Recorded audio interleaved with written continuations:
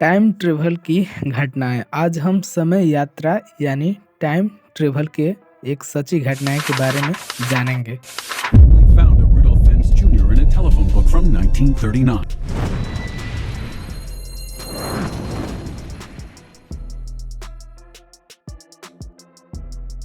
ये घटनाएं जून 1941 की, जब रात 11 से 11:30 के बीच न्यूयॉर्क टाइम स्क्वायर के सामने एक आदमी अचानक से प्रकट हो जाता है।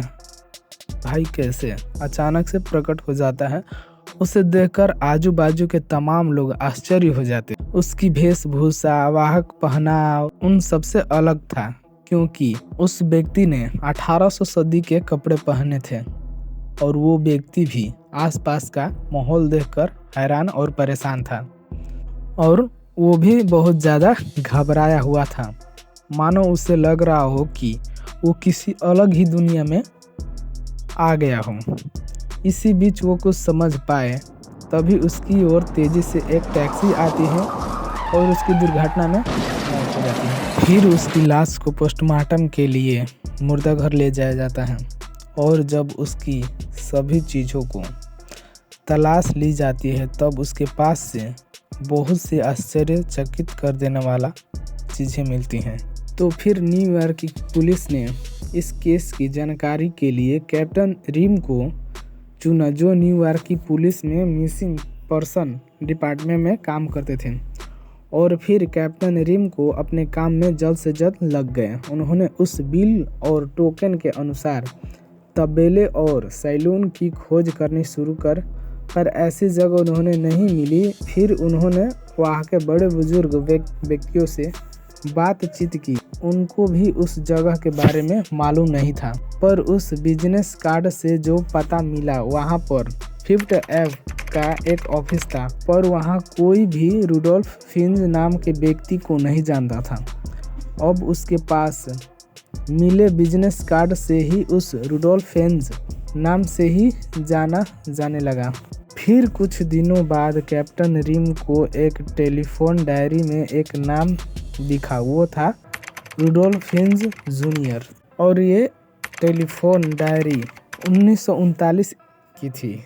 तो फिर कैप्टन रिम जल्द से जल्द उस पते पर गए, पर वहाँ जाके पता चला कि रुडोल्फ फिंच जूनियर की मौत 5 साल पहले हो चुकी है, मगर उसकी विधवा पत्नी फ्लोरिडा में रहती है। उनके पति का पता मिलने के बाद कैप्टन रिम उनसे मिलने गए। तो फिर रुडोल्फ फिंच जूनियर के पत्नी ने जो बात बताई वो बहुत ही चौंका देने वाली थी। विधवा पत्नी ने उन्हें बताया कि रुडोल्फ फिंच सीनियर, ये व्यक्ति रुडोल्फ फिंच जूनियर के पिता हैं, और वो 29 साल की उम्र में 1876 में अचानक गायब हो गए। उस विधवा पत्नी ने बताया कि एक दिन शाम को वो सड़क पर घूमने गए थे। उसके बाद ना ही वो घर वापस आए और ना ही तब से किसी ने देखा। इसकी पुलिस कंप्लेंट भी तब की थी। ये पूरी बातें सुनकर कैप्टन रिम बहुत ही हैरान और परेशान हो गए। फिर उन्होंने 1876 की लापता लोगों की पुलिस फाइल देखी, तो उन्हें विश्वास हो गया कि विधवा पत्नी ने जो बताई वो सब सच थी।